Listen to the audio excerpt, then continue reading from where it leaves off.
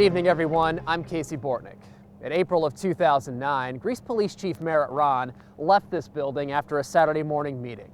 It was the last time he would do so as chief. Rahn was suspended, convicted, and then sent to prison for what prosecutors called his role in a highly publicized cover-up.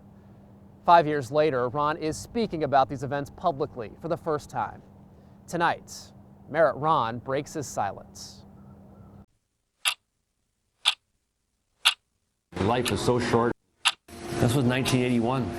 I look back and where'd time go? This was my first day as police chief back September 5th in 1989. 42 years gone. No badges, no medals, not even a picture in uniform, just a scrapbook. This is the Arthur Shawcross arrest. And a vivid memory. Once I see the article and I read, I know almost what day, what time it was, and the weather that day. It just instantly comes back. He is one of the most written about people in recent Monroe County history. And even 6 years after his retirement, Ask Merritt Rahn. Ask Chad Rahn.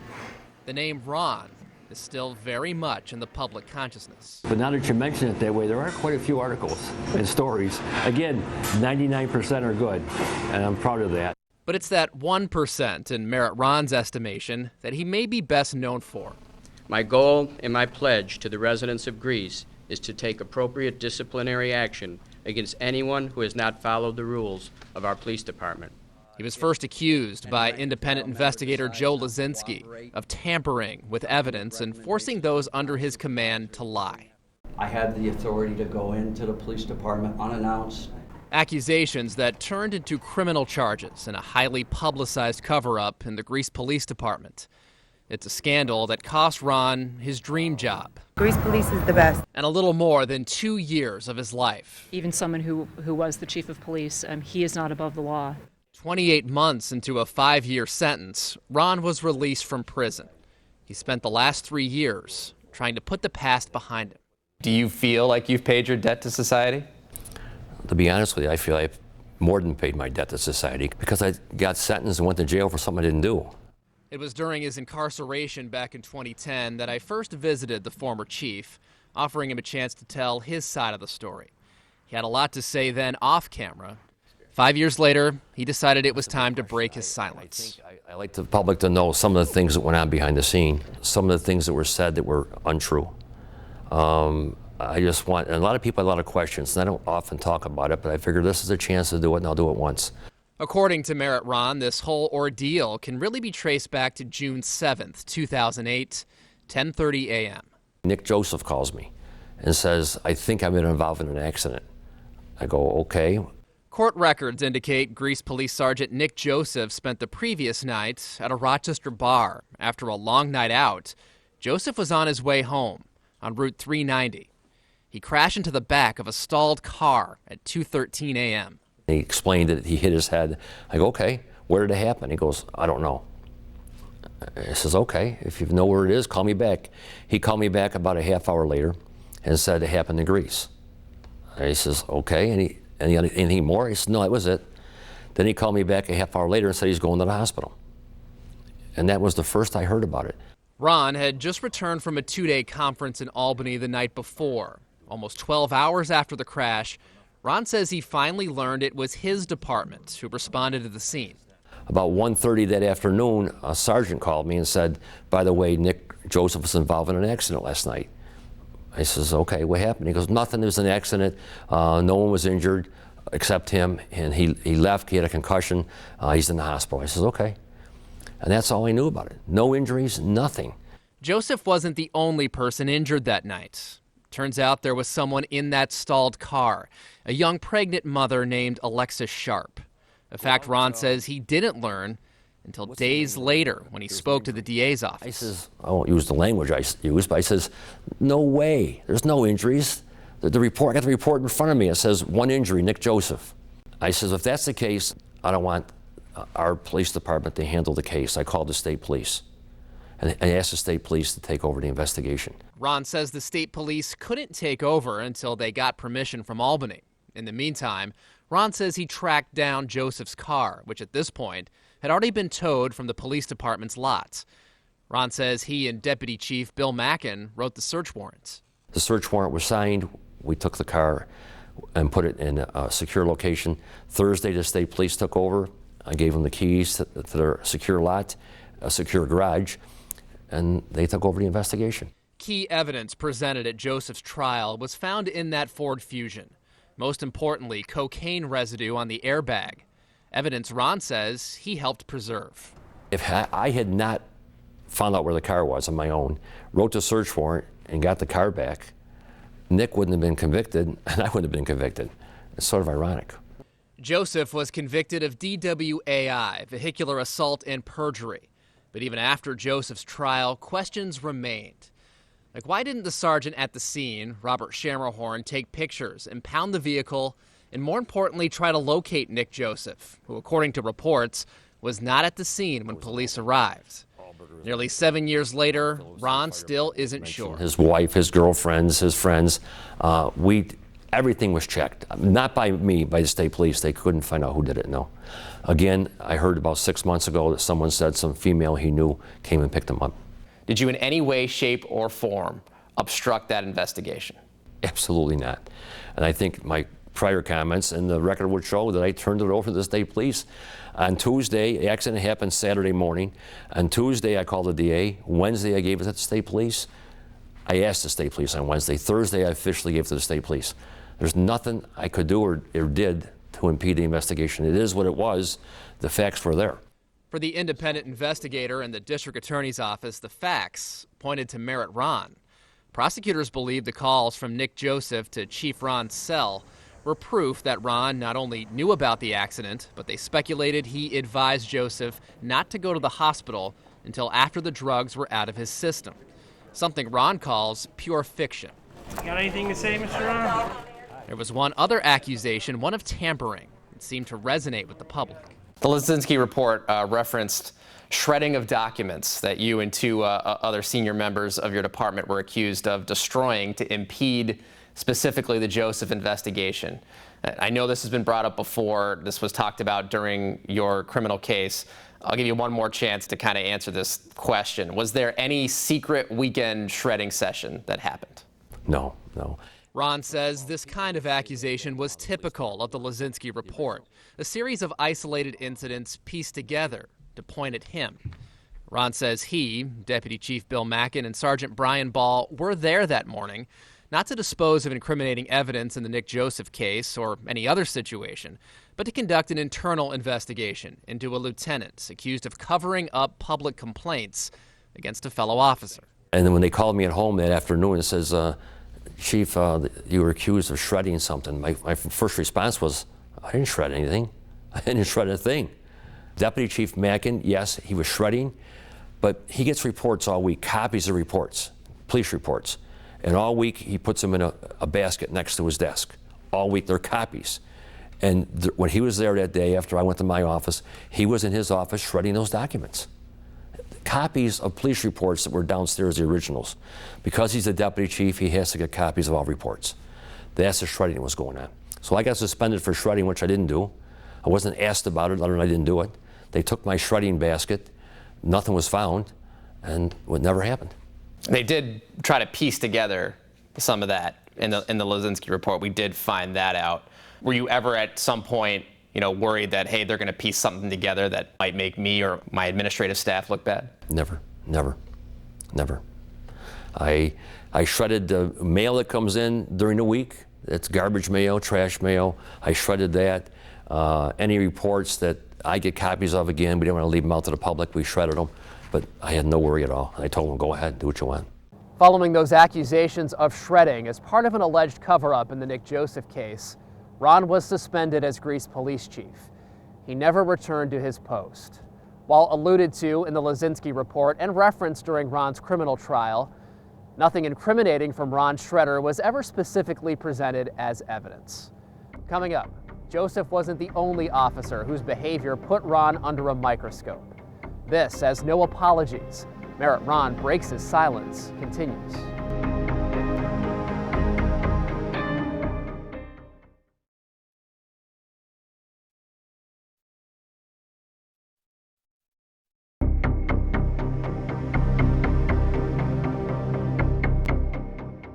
Welcome back to No Apologies. Merritt Rahn breaks his silence.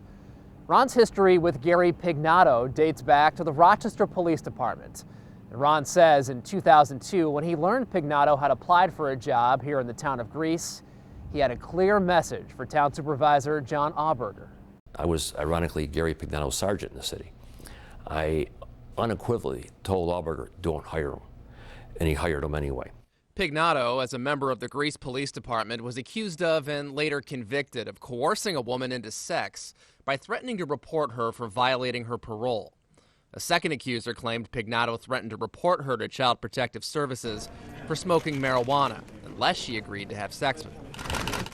It was Pignato's record before he got hired in Greece that was the focus of Rahn's criminal trial. Court documents show Pignato was fired from the Rochester Police Department in the late 1990s after he hired a prostitute to engage in sex acts at a fellow officer's birthday party. Despite that and other complaints, Pignato received a glowing recommendation from several former employers, including former RPD Chief Bob Duffy. Greece Police Sergeant Robert Trowbridge, who conducted Pignato's background check, never spoke to Duffy. He claimed Rahn pressured him to make sure the background check was positive. They say to him, look, if you testify against the chief and tell us that the chief said this, we'll dismiss the charges. They went from a D felony. They ended up charging him what they called unclassified misdemeanor. D felony, 7 years in jail, unclassified misdemeanor. The most you can get in three months in jail. 7 years to 3 months. Trowbridge later referenced threats he'd lose his job and his benefits as the reason he falsified Pignato's background check and for cooperating with Lazinski and the DA's office afterward. Trowbridge testified against Rahn and said he was ordered by the chief to lie. Any hard feelings toward Robert Trowbridge? Absolutely, absolutely. He sold his soul. He sold his soul. Literally. If he's a Christian man, he's got a lot of answering to do, trust me. How did Gary Pignato ultimately get hired? If you didn't want him there, and you made it clear you didn't want him there. Again, it's hard to explain to the public and your viewers. They think you're the chief and you have complete control. The supervisor at the time did all the hiring. All the hiring. Oddly enough, one person who did appear to have input in the hiring of Gary Pignato was John Parinello, Rahn's attorney. Parinello had previously represented Pignato, and his former client asked if he could help him get a job in Greece. Parinello was also a political ally to John Auberger. I called John Auberger. We discussed it. Parinello says Auberger eventually asked to meet Pignato, a meeting that took place in Parinello's office. Auberger sat in a chair across from me. Gary sat next to him, and Auberger turned to Gary and said, I am going to hire you because John Parinello asked me to. During Rahn's criminal trial, Parinello questioned Supervisor Auberger under oath about that meeting. Auberger acknowledged it did happen, but said he couldn't recall if Pignato was there. The meeting was never mentioned in the Lazinski reports. So the day before my trial, the DA makes a motion that Parinello can't be my attorney because he's a potential witness. The day before my trial, the investigation was going on for 6 months. They knew who he was and what he did. So their intent was to make sure that Parinello could not be a witness. Is that fair? That motion forced Rahn to make a decision fast. In the final analysis, it was his decision to keep me on as the attorney rather than a prospective witness. Whether it would have been helpful or not, I can't say. If you had to do it all over again, would you have changed lawyers? I couldn't. I mean, I just said I had no money. I've tapped out my credit cards, my family, everybody. I had no choice. I guess I'd probably been better off with a public defender because I've been guilty either way. Rahn says he wanted to go before the grand jury before his indictment and then testify in his own defense in the criminal trial. Parinello advised him not to. Even though I had the ultimate decision, you also listen to your lawyer. And I was told no witnesses were called in my behalf. I don't think that I got a fair shake from my attorney, my opinion. Of course, I never like to lose a case, but that is not something that I guarantee to any client of mine. I just go in and give them my best effort, and I gave my best effort for Merritt.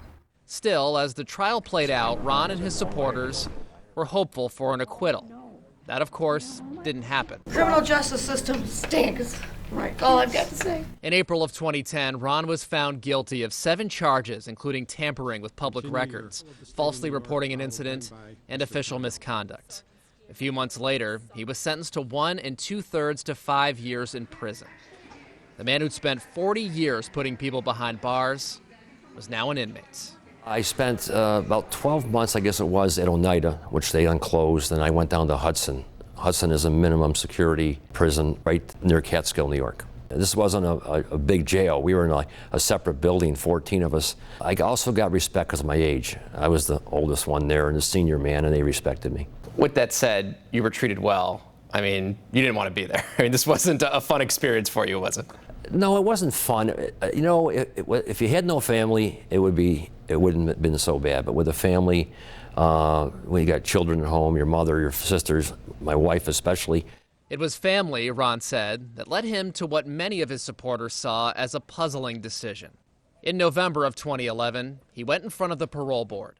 You've been pretty consistent about the story that you've told me, your version of these events, but I have to say I was surprised when I read the transcript of your first appearance in front of the parole board, because it kind of seemed like you were accepting blame. Just one quote here: "I did fail the community, I failed my department, I brought embarrassment upon everybody.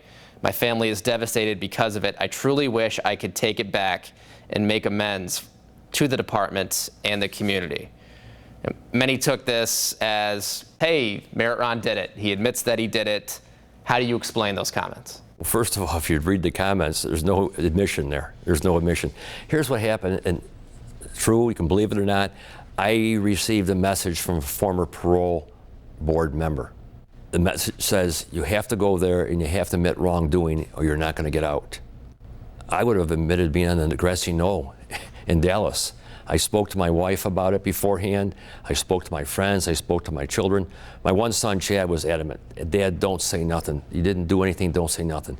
So what I did is, 2 weeks before the parole hearing, I come up with all kinds of things to say, and I come up with that. I didn't admit wrongdoing at all, and I won't admit wrongdoing. Can you see how people may have taken that comment as an admission of guilt? But you see, I didn't care what people thought. I wanted to get out of jail, be back with my family. And I don't care what they think. I didn't do it. That was said. There's no admission there. But it was because of a message I received, and it didn't do any good. Rahn was initially denied parole, but was released a year later, based mostly on good behavior. And in December of 2012, he was finally able to go home. And it seemed that's how this whole ordeal would end. Or so we thought. Coming up after the break, a civil lawsuit sheds new light on Rahn's case.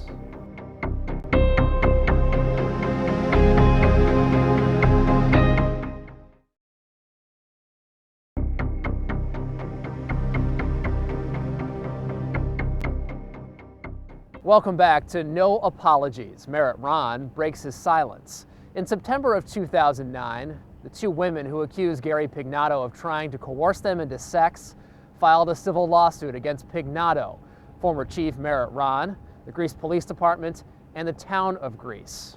Rochester-based attorney Norm Palmieri, who was representing the 2 women, was about to uncover details not revealed in Rahn's criminal trial. As we got deeper into it, we saw that it was a little more than we initially suspected. What Palmieri found, he said, was more than just a bad cop. It was a bad system. Gary Pignato was the prime mover, but the hiring of Gary Pignato, in our opinion, went beyond Rahn, beyond the board. When we say beyond, are we talking about John Auberger? You can draw that conclusion based on your review of the depositions. Thousands of pages, now public record, seem to not only provide a window into who ran the Greece Police Department, but the independent review that led to Rahn's suspension and ultimately his prosecution. At the deposition, Joe Lazinski told me that the purpose of his investigation was the police department.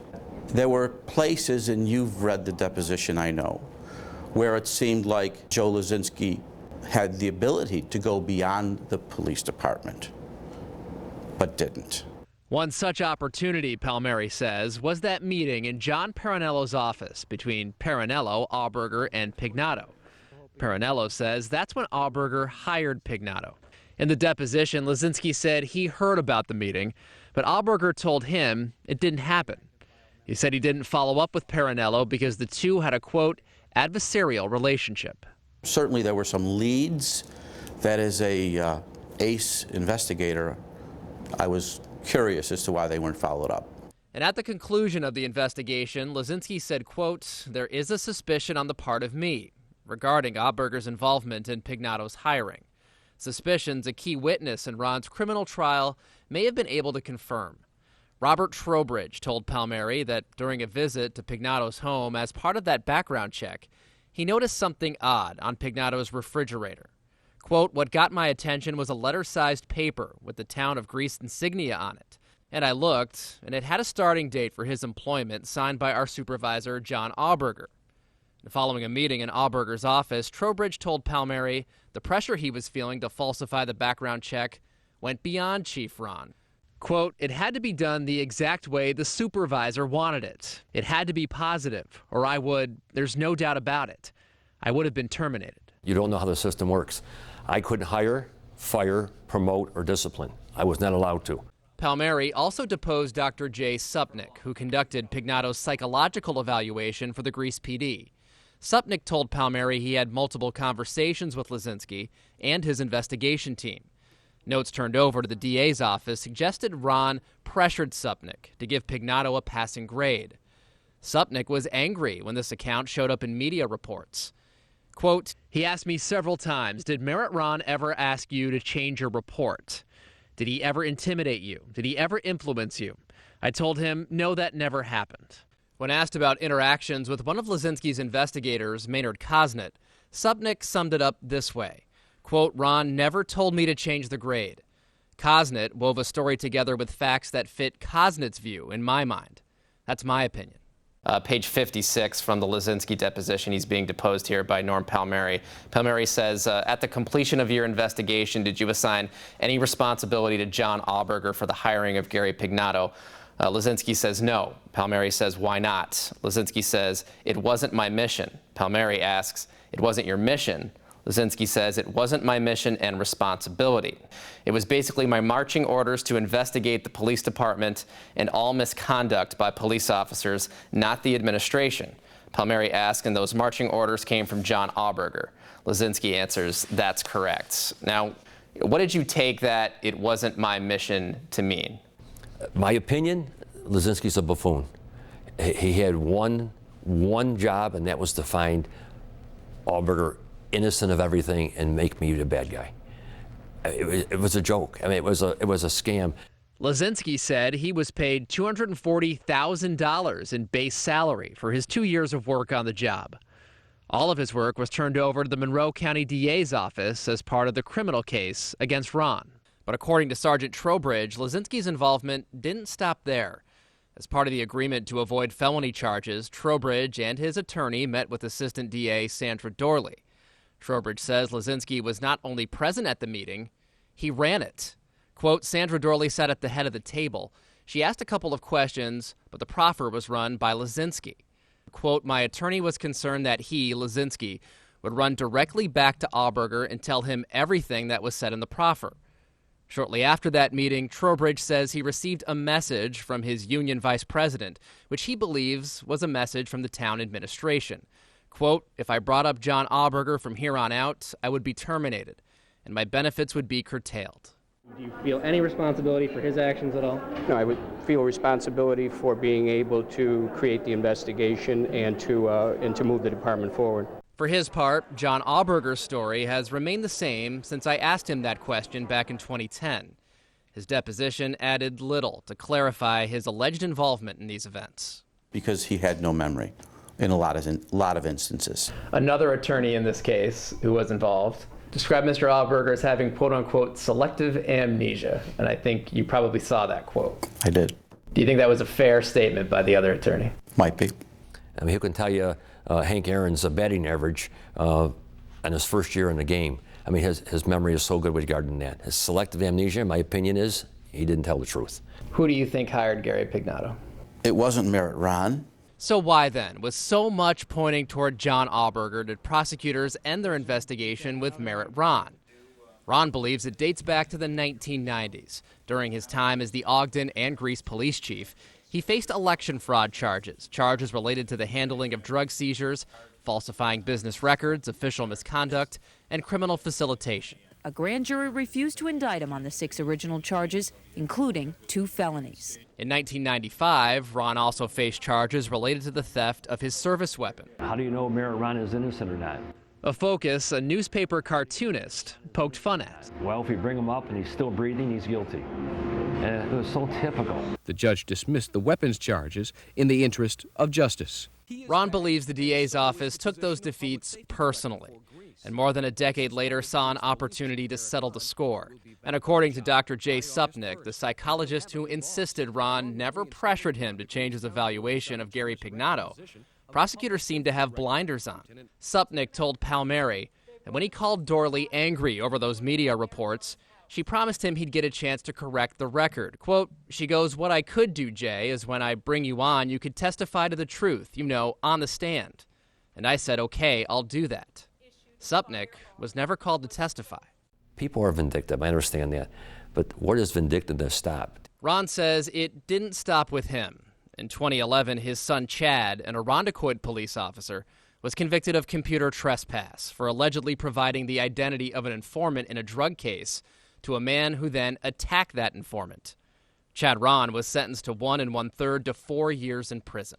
If his last name wasn't Rahn, he wouldn't have been arrested, period. It's impossible to trespass for some place you're already at. There was a similar case in Onondaga County, and the judge threw it out. Said they can't trespass in something they're already in. Absolutely 100% politically motivated. Chad Rahn was paroled after a year behind bars. Merritt Rahn says his son's arrest on what he called trumped-up charges and a lengthy sentence on a, quote, low-level felony was proof to Rahn that the whole case against his son was really about him. Something that still weighs on him. Anybody who's a parent will know how hard it was to see anything happen to your child. It was terrible. It was absolutely terrible to coach him.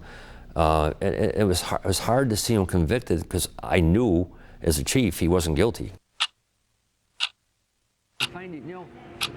As life goes on, I forget the bad things. No matter what people think, Rahn says he's not ashamed to look back. But he also knows it's better to look forward. Just like I said, I just enjoy life. I'm having a good time, and lucky I have my family and friends. With 4 decades of law enforcement in the books, he makes no apologies. There's going to be people, no matter what you say today, they're going to leave this interview thinking, there's no way he's innocent here. He must have had something to do with this. I can't believe that he didn't know about some of this or he wasn't involved somehow. Now, I know it was important for you to kind of tell your story for your own point of view to kind of get some of this off your chest. Correct. But when you walk out this door today, can you live with the fact that people are still going to say that about you when you walk down the street? Absolutely. You can't change what people think. Those who have an open mind will look at it and say, okay, there's always going to be the negative. There's always going to be the negative. But I'll go back to what I said the first time. I offer myself to a polygraph. Any place, anytime, anywhere. It makes no difference. Those who are going to believe are going to believe. Those who are not. Quite honestly, my life goes on and I don't care. Monroe County District Attorney Sandra Dorley declined to comment on our story. We reached out to former town supervisor John Auberger. He did not return our calls. His lawyer cautioned the depositions in the Pignato civil trial should be read with skepticism because, quote, various witnesses have various interests in the outcome of the case. In case you're wondering, that civil lawsuit was settled out of court. Sources tell us the town of Greece paid out $900,000. John Parinello won a judgment against Merritt Rahn for money owed for his criminal trial. We were unable to reach Robert Trowbridge or Joe Lazinski by airtime. Since Rahn's removal, there have been 2 chiefs in the Greece Police Department.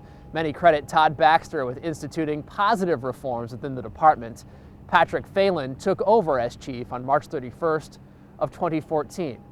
As for Rahn, officially, he retired from the Greece Police Department September 2nd of 2009. He continues to collect a pension.